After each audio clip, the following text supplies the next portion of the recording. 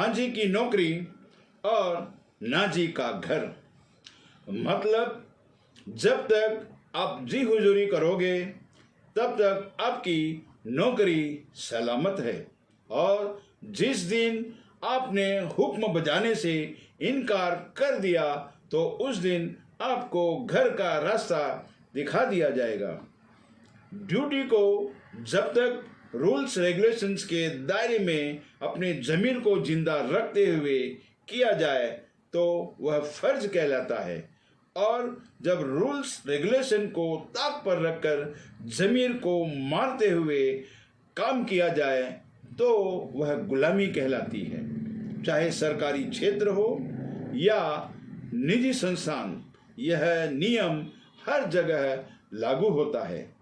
इस दुनिया में सभी के पास इतने पैसे और सुविधाएं नहीं होती कि अपना खुद का बिजनेस या कोई काम धंधा कर सके। इसलिए दुनिया में नौकरी करने वालों की रेशियो दूसरे किसी भी पैसे या प्रोफेशन से कहीं ज़्यादा है।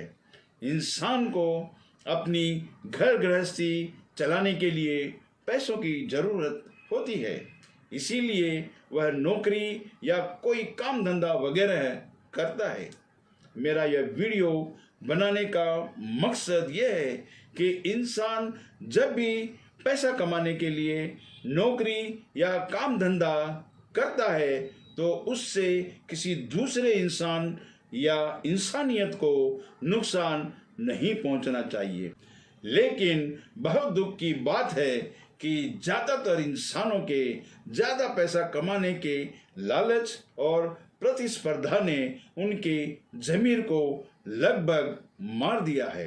बड़े बड़े सरकारी ओहदों पर बैठे हुए लोग सरकार की कठपुतली बनकर रह गए हैं, और उन्होंने अपनी अहमियत और वजूद को खो दिया है।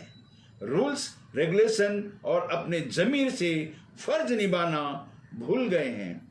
सरकार के कहने से अदालतें सालों से चल रहे केसों को भी रातों रात खत्म कर देती हैं, और किसी पर अचानक कई केस आनन फानन में थोप देती है। यहाँ पर मैं कुछ और उदाहरण भी देना चाहूँगा जिससे दूसरे इंसानों को जान माल का नुकसान पहुँचता है और साथ में इंसानियत भी शर्मसार होती है।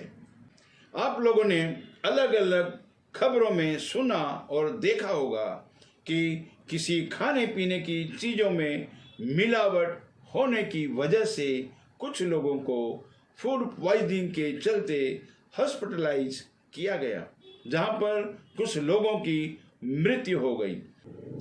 किसी बिल्डर या कॉन्ट्रैक्टर ने कोई बिल्डिंग या ब्रिज के बनाते वक्त ज़्यादा फायदा कमाने के चक्कर में सीमेंट सीरिया के रेशियो को कम कर दिया और बिल्डिंग या ब्रिज गिरकर धराशायी हो गए, जिससे कई लोगों की मृत्यु तक हो गई। डॉक्टरी पैसे से संबंधित भी कई केस अक्सर आते रहते हैं कि किसी डॉक्टर ने अवैध तरीके से लोगों की किडनी निकालकर करोड़ों रुपए कमाए, या बिल को ज़्यादा करने के लिए केस को क्रिटिकल कर दिया, और यहाँ तक कि कभी कभी मरीज की मृत्यु तक हो जाती है, या अवैध रूप से भ्रूण हत्या के इंसानियत को शर्मसार करने वाले समाचार भी आते रहते हैं। ह्यूमन ट्रैफिकिंग जैसे घृणित व्यवसाय को भी कुछ लोग अंजाम देते हैं, जिसमें ज़रूरतमंद लड़कियों को कुछ काम धंधे का लालच देकर या उनका जबरदस्ती अपहरण करके उनसे मोटी रकम कमाते हैं। इनके इस घृणित कारोबार के चलते उन मासूम लड़कियों की जिंदगियां तबाह हो जाती हैं, और यह किसी कत्ल से कम नहीं है। और जिन परिवारों से वह लड़कियां होती हैं उनको जिंदगी भर का नासूर मिल जाता है। अक्सर पुलिस के द्वारा फर्जी एनकाउंटर की खबरें भी आती रहती हैं कि प्रमोशन या किसी लालच में यह कुकृत्य किया गया या किसी को झूठे केस में फंसा दिया गया, जिससे संबंधित व्यक्ति और उसके परिवार वाले तबाह तक हो जाते हैं।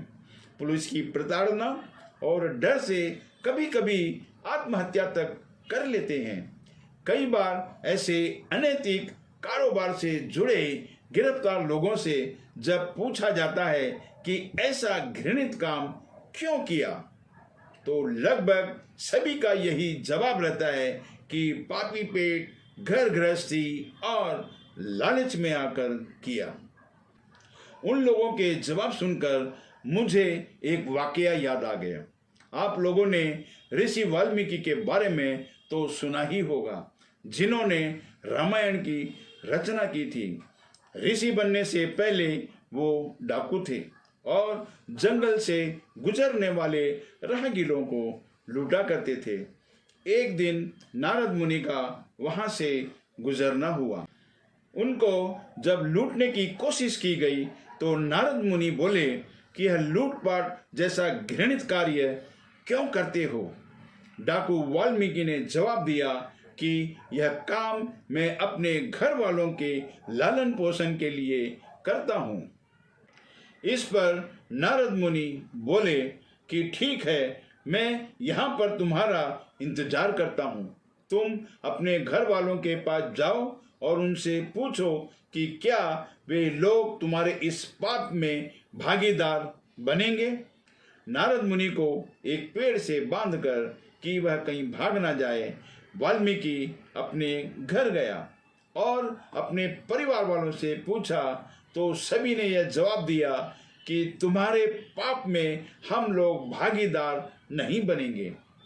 डाकू वाल्मीकि दौड़ा दौड़ा नारद मुनि के पास आया और उसकी रस्सियां खोलते हुए उनको आजाद किया और उनके पैरों पर गिरकर माफी मांगी और उनको इतनी आत्मग्लानि हुई कि अभी तक के किए हुए पापों से मुक्ति पाने के लिए गृहस्थ जीवन का त्याग करते हुए जंगलों में घोर तपस्या की और महर्षि वाल्मीकि के नाम से मशहूर हुए और बाद में उन्होंने रामायण की रचना भी की।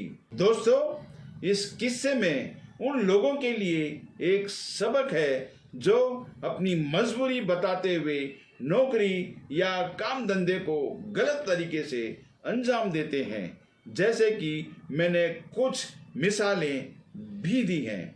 उन लोगों को सही तरीका अपनाना चाहिए। अंग्रेजों के वक्त में भी अगर लोग अपने परिवारों की जिम्मेदारी की दुहाई देते हुए उनकी नौकरी यानी गुलामी ना करते, पुलिस और उनकी फौज में भर्ती ना हुए होते, तो मुट्ठी भर अंग्रेजों की इतनी ताकत नहीं थी कि इतने बड़े देश पर 300 साल शासन कर पाते। यही हाल आजकल भी है कि सरकार के दबाव या लालच में आकर लोग सरकार की मनमानी का आंख बंद करके पालन कर रहे हैं। लोग यह भी नहीं सोच पा रहे हैं कि यह सही है या गलत। अंग्रेजों की तर्ज पर मुट्ठी भर नेता लोग भी सरकारी नौकरों को गुलाम बनाकर दीर्घकालिक यानी लंबे कुशासन की राह पर हैं। मेरी सरकार की कठपुतली बने सरकारी कर्मचारियों और अनैतिक काम धंधों में संलग्न लोगों से यह गुजारिश है कि परिवार वालों की जिम्मेदारियों की दुहाई देते हुए अपने ज़मीर को मारकर गलत काम मत कीजिए और इंसानियत को शर्मसार मत कीजिए। देश हित के बारे में सोचिए, क्योंकि देश सर्वोपरि होता है, देश से ऊपर कोई नहीं हो सकता। इसी के साथ मैं आप लोगों से विदा लेता हूं। जो लोग चैनल पर नए हैं प्लीज सब्सक्राइब कर लें और बेल आइकन के बटन को भी दबा लें ताकि मेरे नए वीडियो की नोटिफिकेशन आप लोगों को मिलती रहे। अगर मेरा यह वीडियो पसंद आया है तो इसे लाइक, कमेंट और शेयर करना ना भूलें। जय हिंद।